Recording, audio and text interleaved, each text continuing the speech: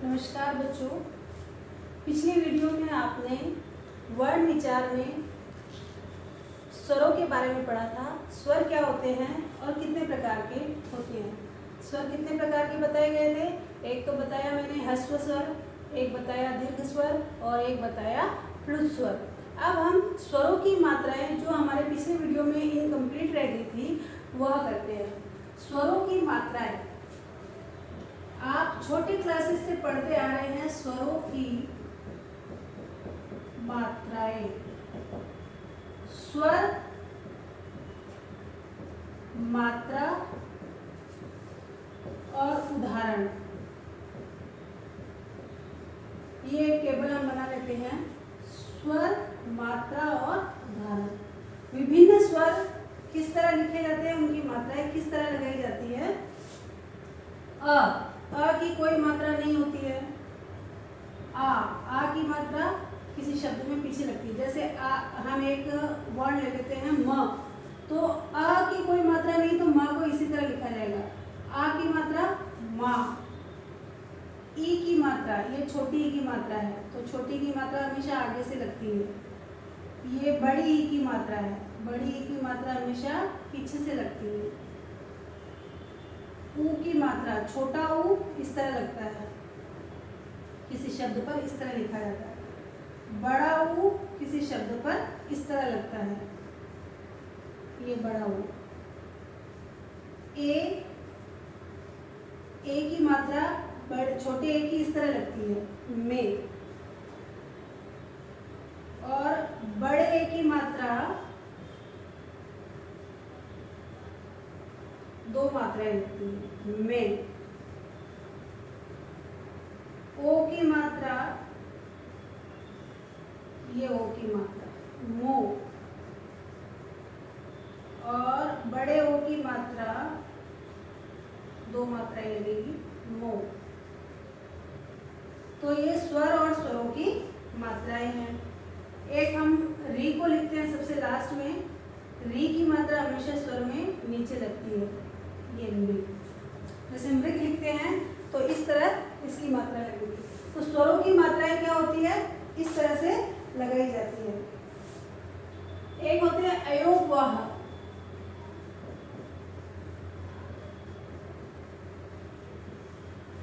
हमने स्वर, व्यंजन और विसर्ग तीनों के बारे में मैंने आपको बताया था कि वर्णमाला में जितने भी व्यंजन और स्वर है उनका विभक्तिकरण हो जाता है। स्वर, व्यंजन और विसर्ग, वर्णों का विभक्तिकरण हो जाता है। अयोगवाह क्या होते हैं? अयोगवाह में आते हैं एक तो अनुस्वार, दूसरा अनुनासिक और तीसरा विसर्ग। ये अयोगवाह कहलाते हैं। अनुस्वार, यहाँ लिखते हैं अनुस्वार जब किसी वर्ण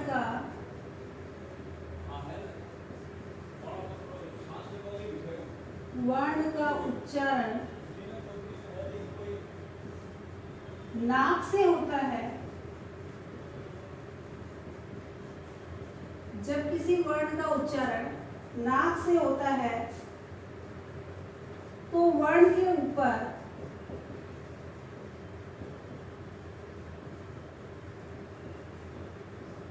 बिंदु अंकित होता है।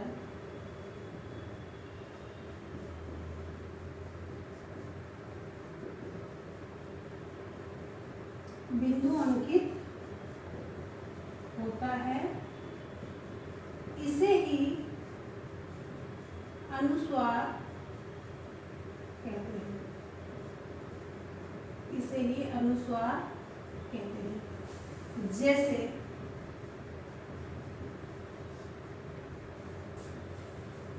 मंथन, तो ऊपर बिंदु लगेगी, मंथन। चंदन, ऊपर बिंदु लगेगी, चंदन, है ना। और मंद, ये मंद में भी ऊपर बिंदु लगेगी। तो किसी वर्ण का उच्चारण जब नाक से किया जाता है तो उसके लिए शब्द के ऊपर बिंदी लगाई जाती है, तो यह क्या कहलाती है? अनुस्वार कहलाती है। अनुनासिक किसे कहते हैं?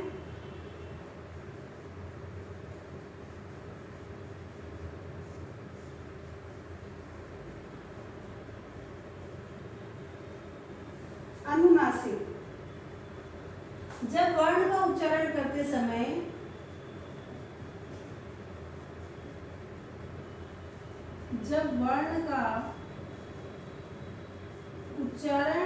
समय हवा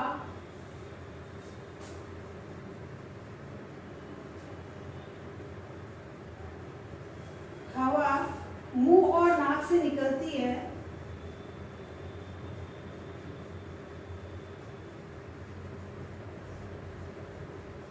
हवा मुंह और नाक से निकलती है तो उसे अनुनासिक वर्ण कहते हैं। उसे अनुनासिक कहते हैं। जैसे हम बोलते हैं चांद, तो हवा निकलती, चांद, तो अनुनासिक का चिन्ह क्या होता है? जैसे चांद,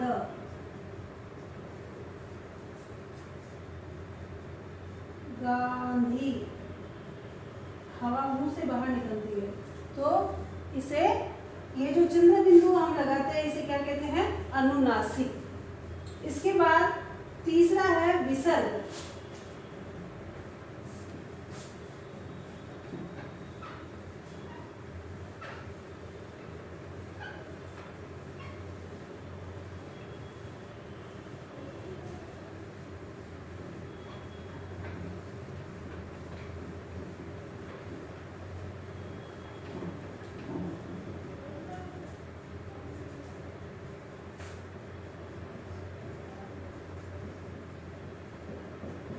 विसर्ग का साइन होता है, चिन्ह कैसा होता है विसर्ग का?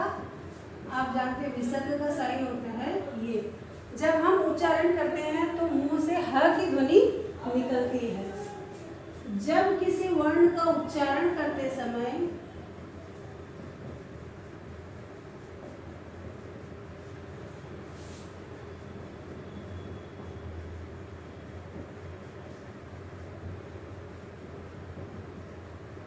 मुंह से ह की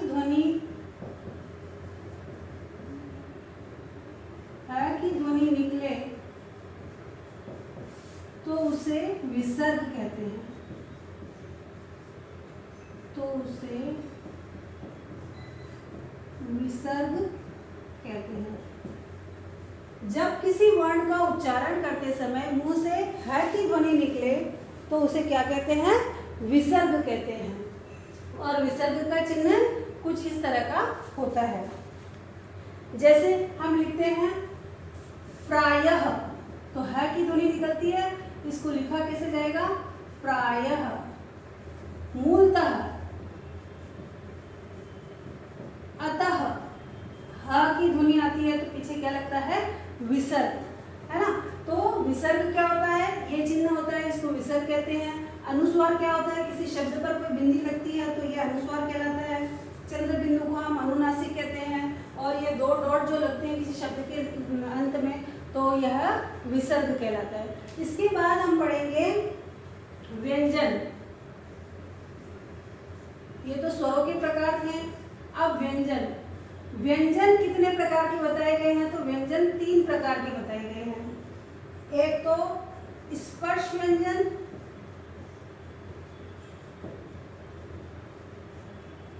दूसरा अंतस्थ,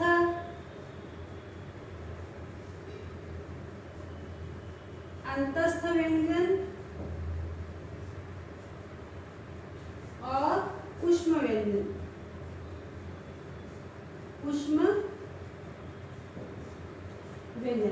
स्पर्श व्यंजन क्या होते हैं? स्पर्श व्यंजनों की संख्या होती है, संख्या में 25 होते हैं। ये कितने होते हैं? संख्या 25 होती है। क वर्ग से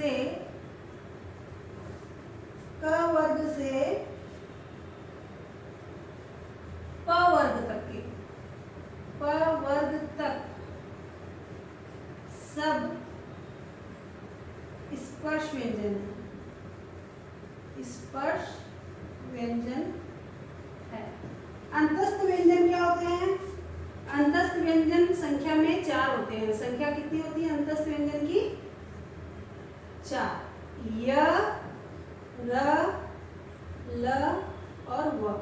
और उष्ण व्यंजन की संख्या में 4 होते हैं। इनकी संख्या भी कितनी होती है? उष्ण व्यंजन की संख्या भी 4 होती है। ये होती है तीनों तरह के स,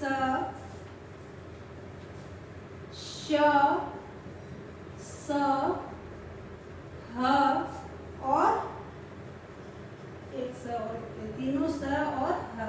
ये संख्या में कितने होते हैं? 4 होते हैं। स्पर्श व्यंजन संख्या में 25 होते हैं। मैं स्पर्श व्यंजन यदि आपको बोल के बताऊं तो क वर्ग में 5 वर्ण हैं। क, ख, ग, घ, ड़। फिर क के बाद क्या था? च। च में भी 5 है। च, छ, ज, झ, ञ। फिर आता ट, ठ, ड, ढ, ण। फिर आता त, थ, द, ध, न और प, फ, ब, भ, म। यानी हर एक वर्ग में 5-5 व्यंजन है और 5 वर्ण है, 5 ये वर्ग है। तो कितने होते हैं? स्पर्श व्यंजन संख्या में 25 होते हैं। अंतस्थ व्यंजन संख्या में 4 होते हैं। अंतस्थ व्यंजन कहलाते हैं य, र, ल और व। उष्ण व्यंजन संख्या में 4 होते हैं। ये होते हैं तीनों तो श और ह। श, श, स और ह। तो ये है व्यंजनों की पहचान है। स्पर्श व्यंजन, अंतस्थ व्यंजन, उष्ण व्यंजन। स्पर्श व्यंजन संख्या में 25 होते हैं। अंतस्थ व्यंजन संख्या में 4 होते हैं। उष्ण व्यंजन की संख्या में 4 होते हैं। इसके बाद हमने आज छोटी क्लासेस में संयुक्त व्यंजन पढ़े हैं। संयुक्त व्यंजन क्या होते हैं, किसे कहते हैं, ये नोट कर लेते हैं।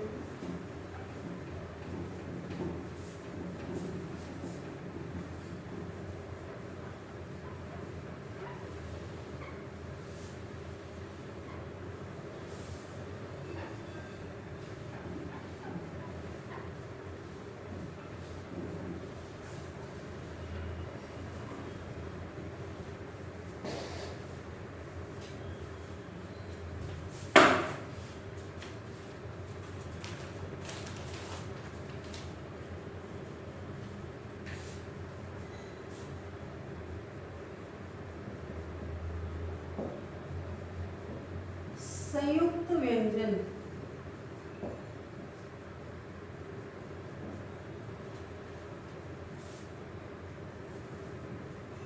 दो वर्णों का या दो व्यंजनों के योग से संयुक्त व्यंजन बनते हैं।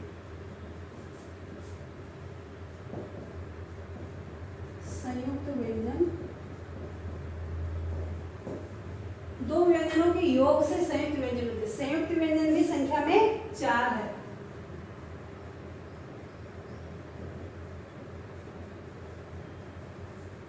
संख्या में 4 होते हैं संयुक्त व्यंजन। एक तो होता है क्ष, एक होता है त्र, एक होता है ज्ञ और एक होता है श्र। ये सब संयुक्त व्यंजन है। क्ष किस किस के योग से बनता है?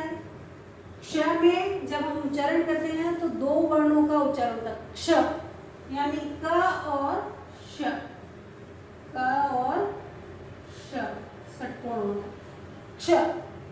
त्र में 2 वर्ण होते हैं, त और र। त्र, त और र। जब उच्चारण करते हैं तो हम बोलते हैं त्र, त और र। ज्ञ में 2 व्यंजन होते हैं, एक तो ज और एक होता है निय, है ना। तो ज्ञ में 2 वर्ण है, ज और निय। श्र में श सरगम वाला और र, श्र। श्र श्रमिक में 2 वर्णों के मेल से बना है, ये है श और र। इनमें पहला वर्ण हमेशा हलंत होता है। जैसे ये क में ये हलंत लगा हुआ है, त में हलंत है, ज में हलंत है और श में हलंत है। तो संयुक्त व्यंजन में हमेशा पहला वर्ण हलंत आएगा और लास्ट का वर्ण पूरा आएगा। हलंत का मतलब ये वर्ण आधा है, ये वर्ण क्या है, आधे हैं और ये वर्ण पूरे हैं। तो क्ष में होता है क और श, त्र में त र, ज्ञ में ज निय, श्र में श और र। ये सब क्या है, संयुक्त व्यंजन है।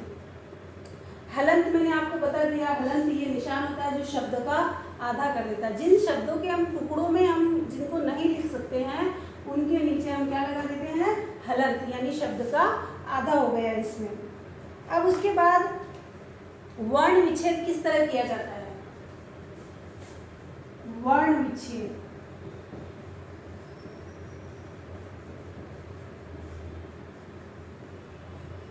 जैसे मैंने कोई शब्द लिखा कमल,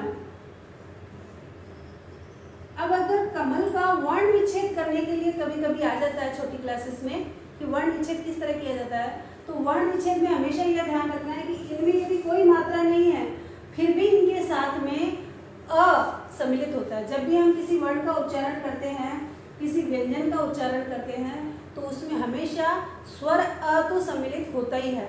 अगर आ है तो आ की मात्रा आएगी। जैसे यहाँ मैंने लिखा है कमल, कमल में कोई मात्रा नहीं है, तो अब इसका वर्ण विच्छेद किस तरह होगा, क धन अ धन म धन, सब में अ सम्मिलित है, ल धन अ, ये वर्ण विच्छेद हो गया कमल का, क अ म अ ल अ। तो ये एक पूरा वर्ण शब्द बना है हमारा कमल। कमल में एक भी मात्रा नहीं है फिर भी इसमें अ स्वर सम्मिलित है। अगर मैंने लिखा मोहन, अब मोहन में क्या क्या सम्मिलित है, म पर मात्रा है ओ की, तो ओ। ह पे कोई मात्रा नहीं है फिर भी यहाँ पे क्या आएगा, अ, और न पे कोई भी मात्रा नहीं है फिर भी इसके साथ अ तो सम्मिलित हो गए, मोहन, है ना। इसके बाद लिखा मैंने जलिया, जलिया, तो ज के साथ कुछ नहीं है फिर भी आ तो हो गई। ल के साथ कौन सी मात्रा है, छोटी ई की, तो यहाँ कौन सी ई लिखेंगे, छोटी ई। और य के साथ कौन सी मात्रा है, आ की, तो य धन आ, जलिया। ज धन अ धन ल धन ई धन य धन आ, जलिया। इस तरह वर्ण विच्छेद होता है। वर्ण में हमेशा मात्राओं का ध्यान रखा जाता है। अगर कोई मात्रा नहीं है फिर भी उसके साथ अ तो लिखा ही जाएगा। तो वर्ण विच्छेद इस तरह से किया जाता है। चलिए बच्चों, आज के लिए इतना ही। इसके प्रश्न उत्तर मैं आपको कॉपी में करके और निशान लगा के आपको एक पेज में ही आपको करवा देंगे। ठीक है, धन्यवाद।